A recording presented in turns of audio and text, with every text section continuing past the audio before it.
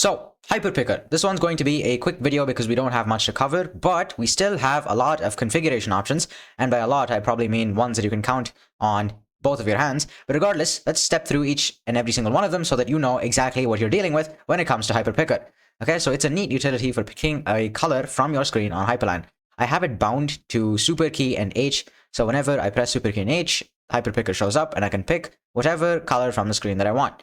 Okay, so I can choose this, and what it's going to do is basically copy it to my clipboard. Ordinarily, that is what it's supposed to do, but unless you actually configure it, that is not the actual functionality you're going to get. Okay, so first off, we start with -A, so this is auto copy. Let's open the config file so I can show you how this works. Oh, and by the way, if you're wondering what this modules folder is about, I cover it in extensive detail in the program, which is the first link in the description. So if you want to know what that's all about, it's a section which I call modularity. Okay, anti-fragile modularity to be specific. So if you want to know more about that, go ahead, click the first link in the description. The program also teaches you how you can create custom theme switches like this one in a fraction of the time that it took me to make this. I was basically writing Hyprland for over 3 years, and I took every single bit of knowledge that I had and I packed it into that just for you, so that you wouldn't have to waste a lot of time watching dumb, useless tutorials to get to here like I had to. Okay, the sheer amount of useless fluff that I went through in order to make a setup like this, finally learn how to make something like this on my own, is madness. It is sheer asininity, if that's even a word, right? It is asinine, the amount of trouble that I had to go through. But this is not about me. This is about you and how I can help you save more time. So if that sounds like you, if you sound like a person who actually likes to save time, and if you want a setup like this one without having to jump through the 200 different hoops that I did over 3 years in order to actually get this kind of setup, then you're my kind of person. Go ahead, click the first link in the description. The program that's the first link should show you exactly how to make a setup like this without having to jump through all the hoops that I did. However, if you do not value your time more than you value your money, then please, you can continue watching and don't click the first link in the description, because the program is not meant for you. It's only meant for people who are serious about their work and who are serious about not wasting time. So if that's not you, don't click. But if that is you, go ahead, click the first link in the description, and I will be one of the happiest individuals to be able to help you out. It would truly be an honor, sir or madam, to be able to help you out. So go ahead, click if you want to. If that's not you, don't click, okay? Now let's get back to it. First of all, with -A or with -autocopy, what we're doing is just, okay, let's look for Hyprpicker over here first. Okay, now here we'll just add in the -A option or the --autocopy option.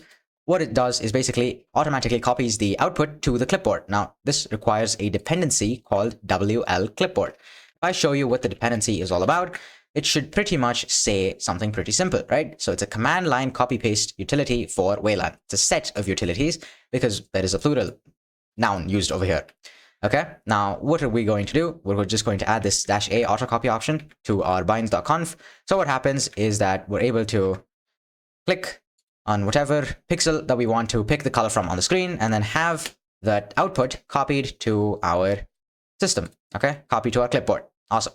Next, after that, we have different output formats. So we can choose between CMYK, which is cyan, magenta, yellow, and probably something else. Then we have hex. Hex is, of course, the normal hex code that you see over here, hexadecimal.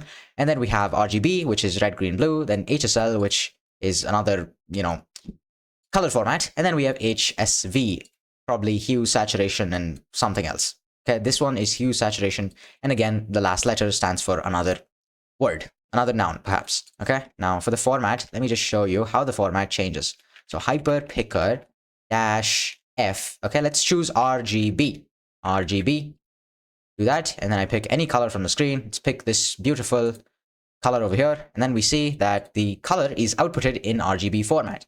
Now, there's something that you can actually do with this output. Let's say you want to wrap it inside of a CSS RGB function. Okay, so if you've written any kind of CSS before, it'd probably be something like body, and then you have background color. Okay, and then what you do is just type in a hex value, something like E8EAED if you want it to be white, or you could delete this and instead have an RGB function inside of which you have something like 255, 255, 255 for an all white. Okay, now if you want to replicate that, if you want to get that function format, so what you can do is just go over to the manual page of Hyprpicker. So man Hyprpicker, scroll down over here, and you should see an example section. So here you just normally get a pixel's color by typing in Hyprpicker.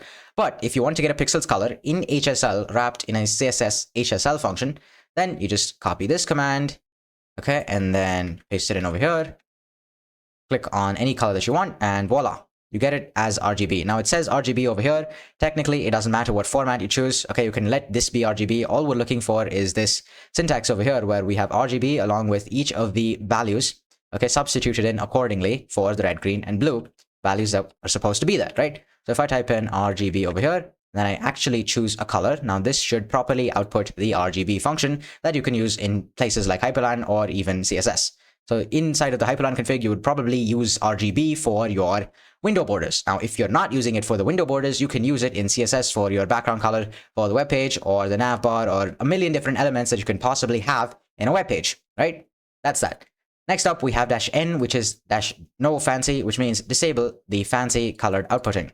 Now, let's say you want to copy this to your clipboard, but then you don't want the fancy outputting to be copied along with it as well. All you have to do is just pass in the -n option so that none of that actually happens. So if I type in -n, okay, now it should be, okay, so you need to get rid of the format first.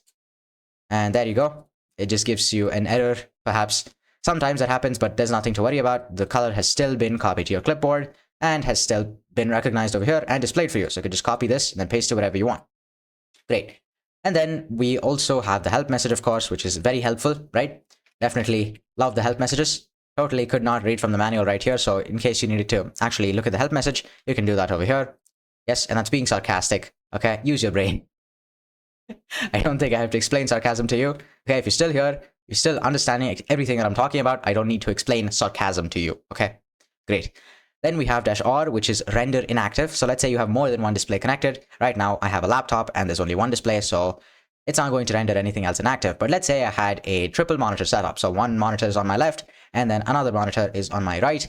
So when I'm picking a color from a particular monitor, if I add in this -r option, what's going to happen is the rest of the monitors are going to freeze. Let's say I'm watching some stock market chart or something on my left monitor, and then on my right monitor, I'm watching a YouTube video. For God knows what reason you would be multitasking, doing multiple different things at the same time. You have to answer that for yourself if you are. Now, don't do that. But regardless, it's going to stop both those monitors and my main monitor as well, waiting for me to pick the color. That's what the -r option does.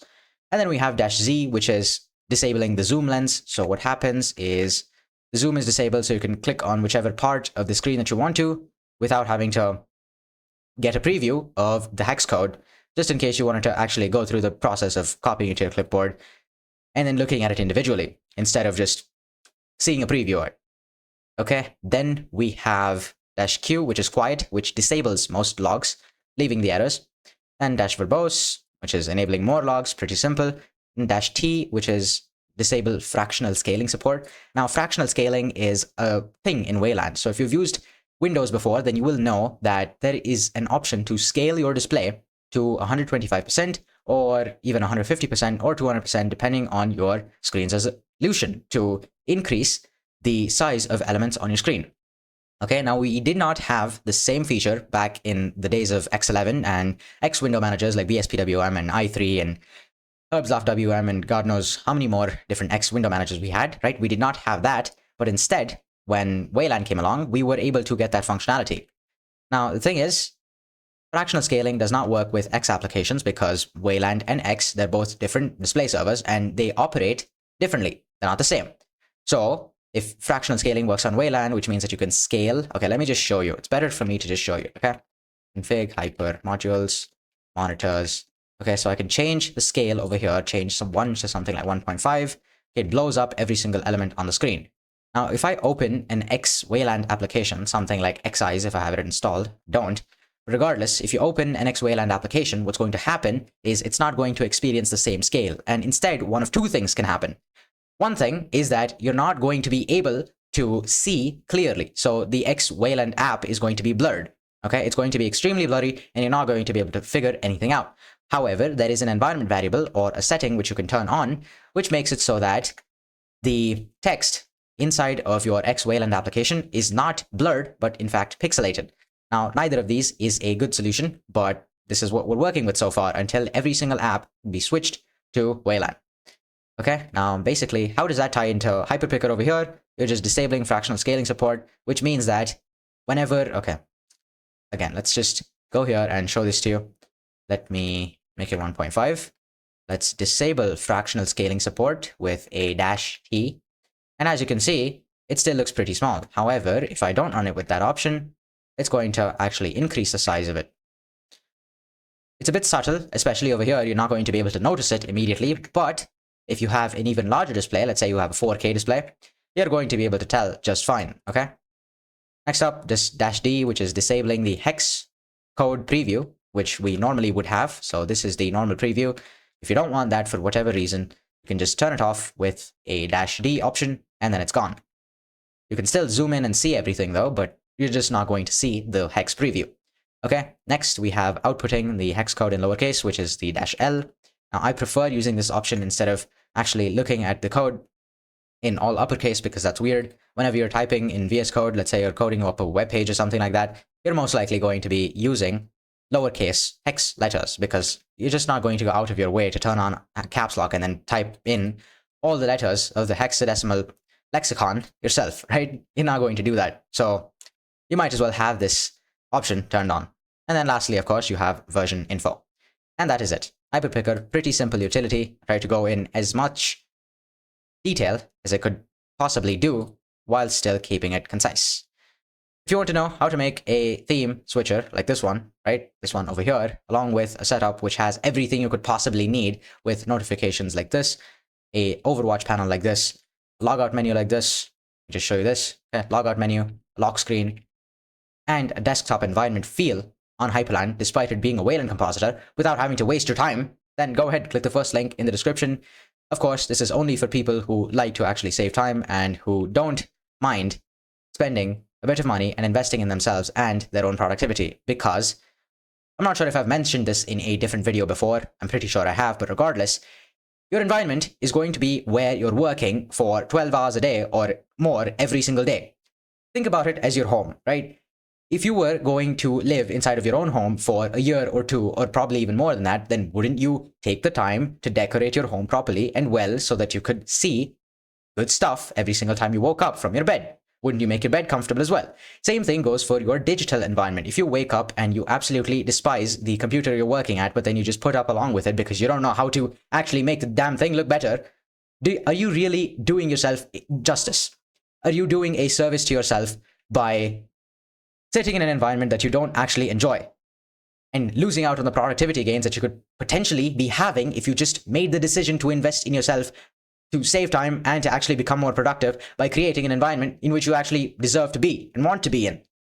Okay, that sounds like you. If you actually want to be in a productive environment and if you want to invest in yourself and save more time whilst learning how to make custom theme switches like this one, okay, voila, like this, along with everything else that I just showed you, go ahead, click the first link in the description. However, okay, if you're a cheapskate, if you do not like spending money at all, if you're extremely, what do you call it?